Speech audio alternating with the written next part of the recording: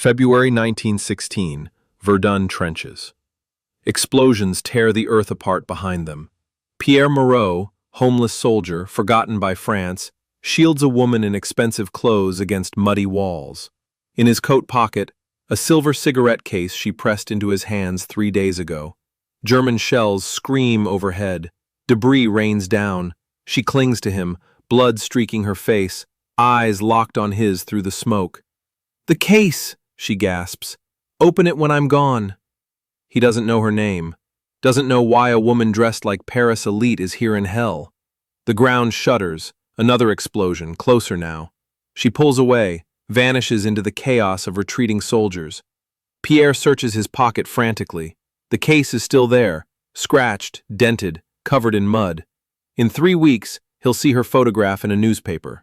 Marie Laurent, textile heiress, presumed dead at Verdun. But Pierre knows different.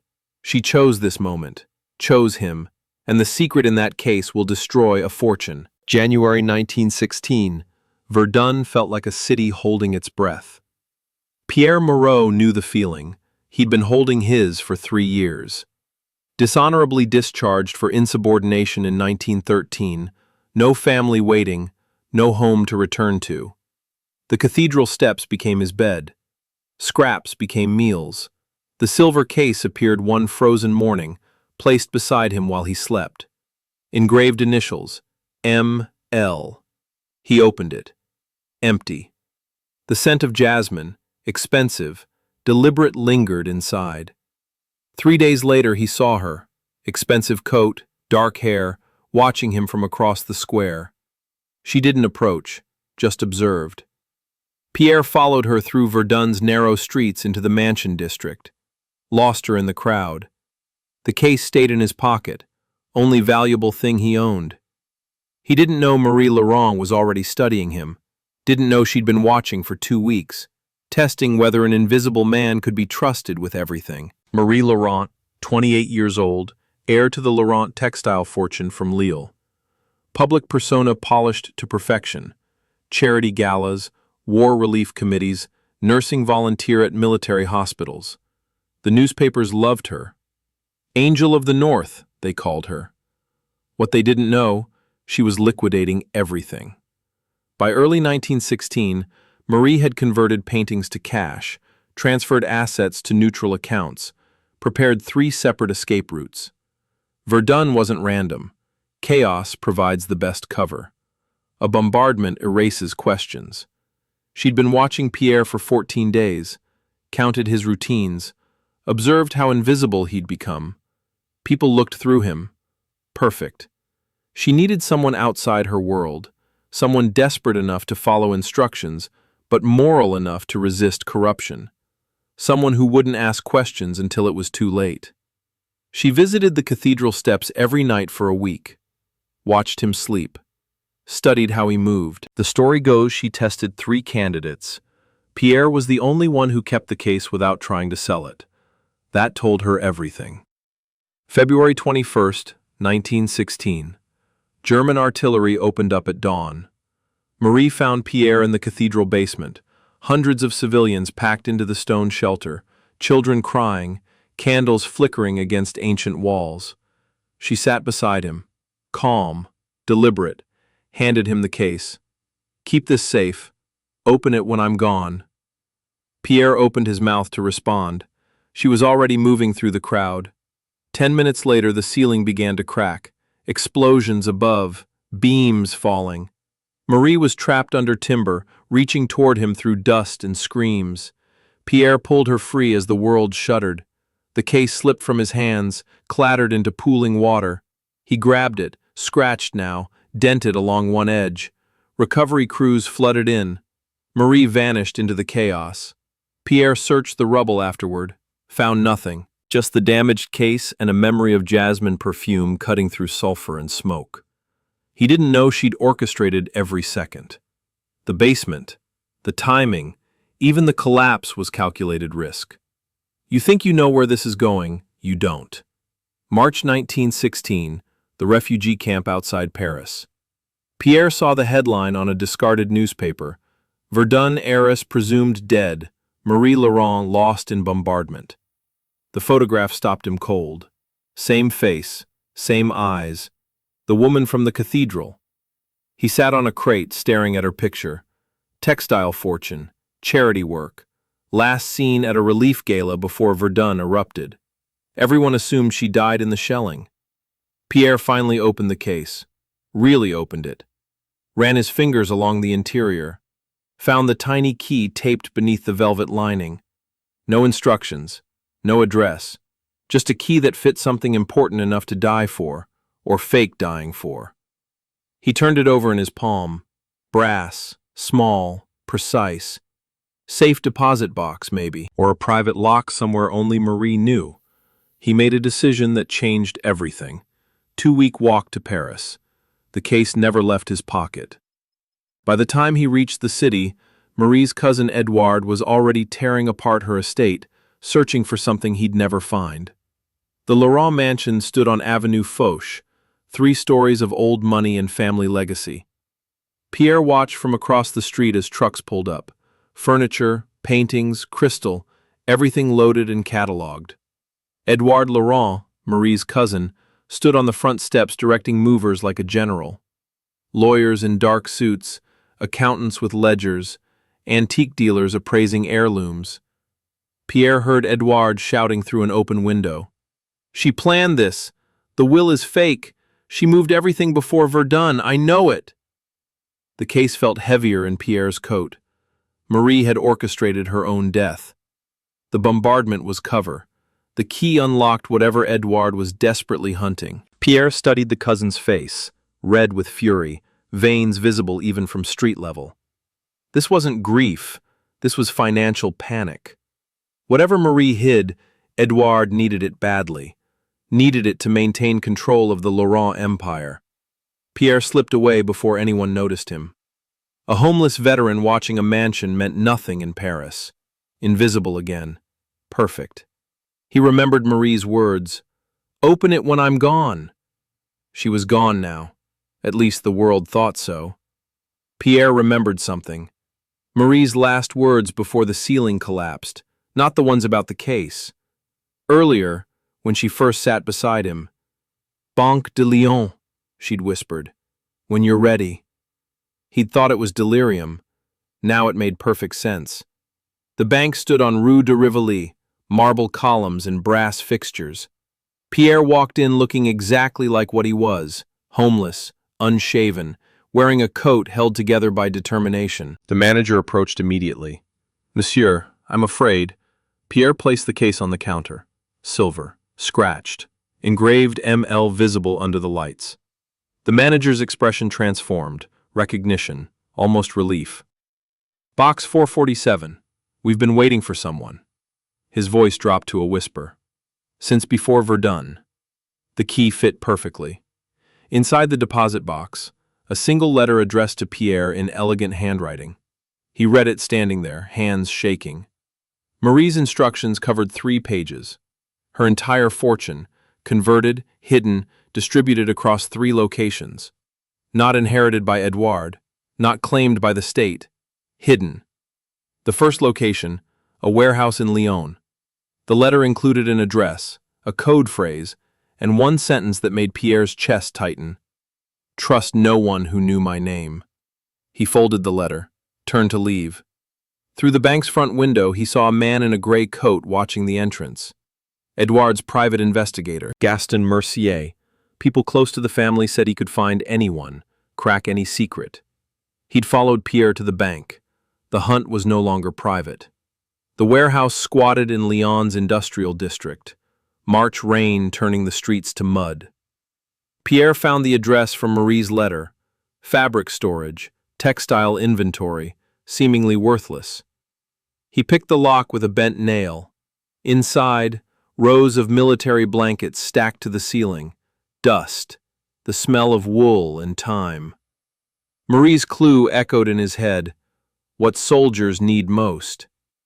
He searched for 2 hours, moved stacks, checked corners. Then he found the loose floorboard, hidden compartment running the length of the back wall. He pried it open, gold coins sewn into blankets, 50 blankets, each one containing 1,000 francs in gold. Marie had converted her liquid assets into something portable, something that looked like war supplies. Genius. Pierre stuffed 2 blankets into a sack, 50,000 francs worth. Enough to start over, enough to die for. The door crashed open. Gaston Mercier, followed by 2 Paris police officers. "That property belongs to the Laurent estate," Gaston's voice filled the warehouse. "You're under arrest for theft." Pierre ran. Out the back exit, through alleyways slick with rain. The police gave chase, but Pierre knew poverty's advantage. He'd been running from authorities for 3 years. He lost them in the rail yards. Caught a freight train heading south. Marseille. The letter mentioned Marseille. Second location. Pierre clutched the sack of blankets, the silver case still in his coat. Gaston Mercier wasn't stopping. This was bigger than money now. This was about control of an empire. And Pierre held the map. The freight train rattled through the French countryside. Pierre hid in a cargo car, surrounded by crates marked for military distribution. The blankets felt like lead. 50,000 francs, more money than he'd seen in his lifetime. But Marie's letter mentioned millions. The warehouse was just the first piece. Gaston Mercier was 3 cars behind. Pierre had seen him board at the last second, gray coat vanishing into the shadows. Relentless. According to those who knew him, Gaston never abandoned a hunt, never left money on the table. He'd tracked embezzlers across Europe, found hidden fortunes in Vienna and Prague. Marie knew he'd come. That's why she chose Pierre. An invisible man Gaston would underestimate. The train crossed into Provence. Pierre studied Marie's letter by candlelight. Marseille shipping office. Cargo ML 1915. A manifest. 12 crates shipped to Switzerland before the war escalated.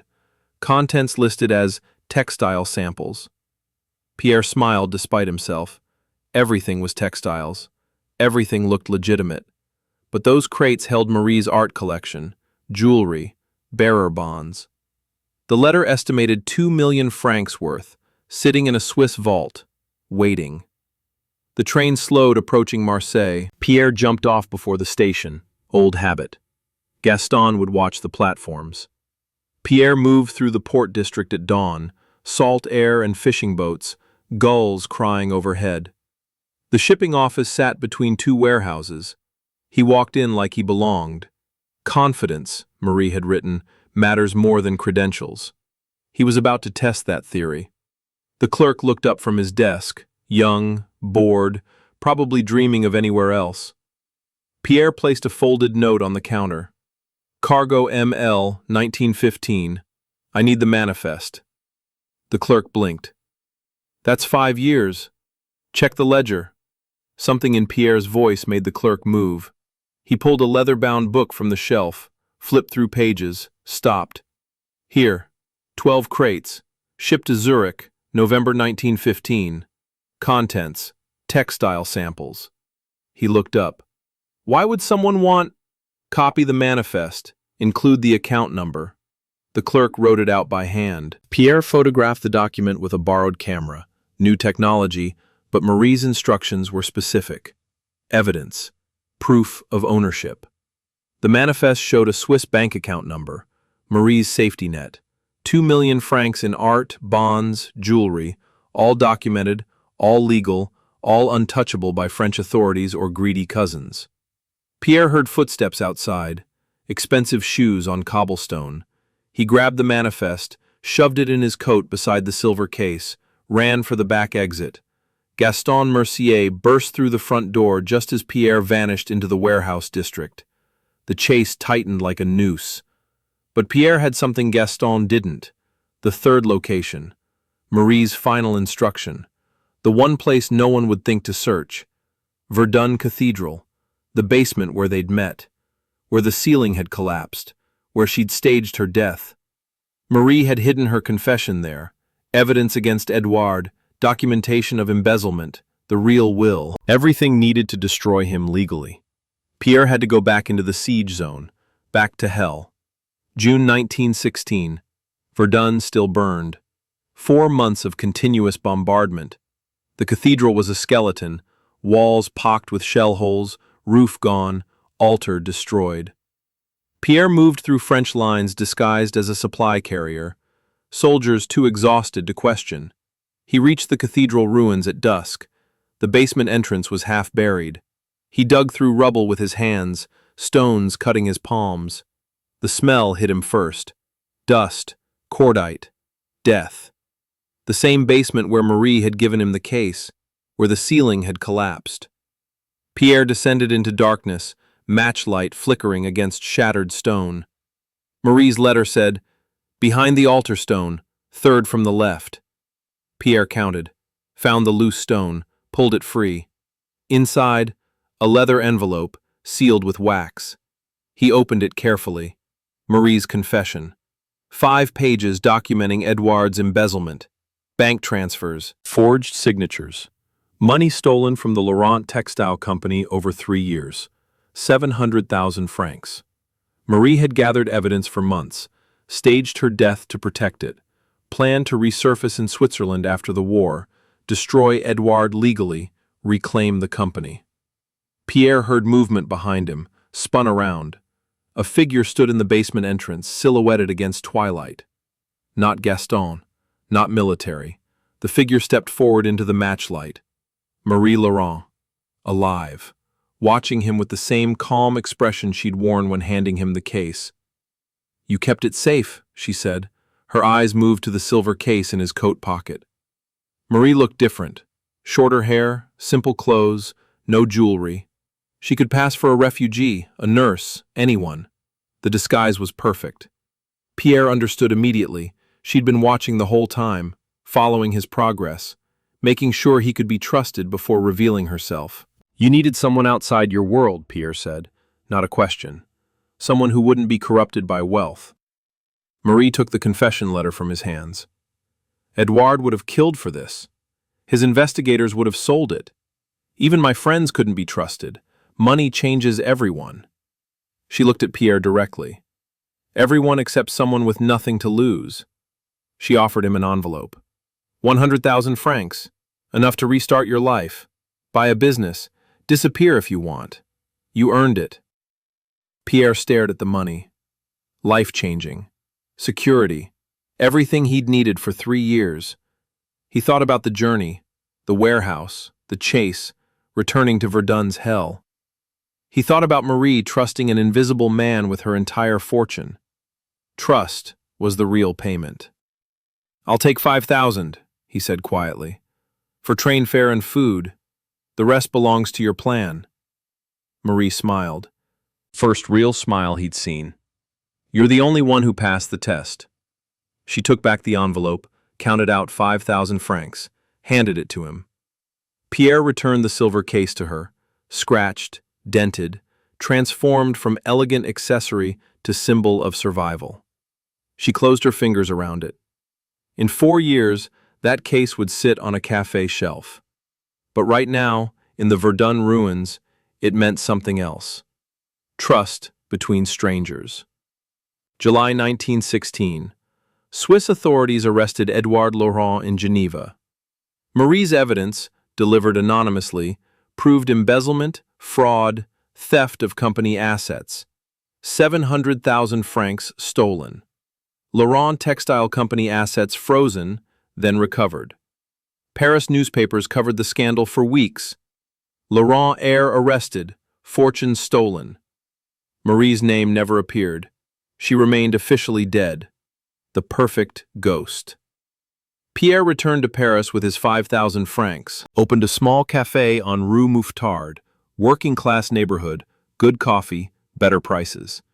Built the business slowly. No shortcuts, no debt. The cafe thrived through honesty and consistency. Customers asked about the silver cigarette case on the shelf behind the counter. Scratched, dented, polished but clearly damaged. "Gift from a friend," Pierre would say. Nothing more. He never told the full story. Never mentioned Verdun or Marie or the hunt across France. The case became part of the cafe's character, a mystery that regulars speculated about over morning coffee. Some thought it was from the war, Others assumed a lost love. Everyone was partially right. Pierre just smiled and poured coffee. Real wealth, he'd learned, is what people don't see. Marie had taught him that. Gaston Mercier showed up once in 1917, sat at a corner table, studied Pierre for an hour, finally approached. "You found something in Verdun, something that destroyed Edouard." Pierre met his eyes, said nothing. Gaston nodded slowly, left cash for his coffee, never returned. Some hunts end without closure. That's the price of chasing ghosts. 4 years after Verdun, Pierre's cafe was packed most mornings. Local workers, students from the Sorbonne, artists from Montparnasse. He'd built something permanent, something honest. The war had ended. France was rebuilding. Pierre was part of that reconstruction, one cup of coffee at a time. Marie walked in on a Tuesday morning. No announcement, no drama, just sat at a corner table and ordered coffee. Pierre recognized her instantly despite the years. Short brown hair, now gray-touched, simple coat. She looked like any other customer, but her eyes held the same clarity they'd had in the Verdun basement. They didn't speak, just eye contact across the room, acknowledgement, respect, shared history compressed into a glance. She finished her coffee, left an envelope under the saucer, walked out without looking back. Disappeared into the Paris morning crowd like smoke. Pierre opened the envelope, 50,000 francs, a note in elegant handwriting. For being invisible when it mattered. M.L. He watched her vanish down Rue Mouffetard, never saw her again. The money went into the cafe, better equipment, expanded seating, a second employee. The silver case stayed on its shelf. Customers still asked about it. Pierre still smiled without answering. Some stories are meant to remain unfinished. Real wealth is knowing when to let go. Marie knew that in 1916. Pierre learned it holding a scratched cigarette case in the ruins of Verdun. The case caught the morning light, ordinary object that had carried extraordinary trust. Legends, he'd discovered, are built on moments no one sees. And the best ones? They never tell the whole truth.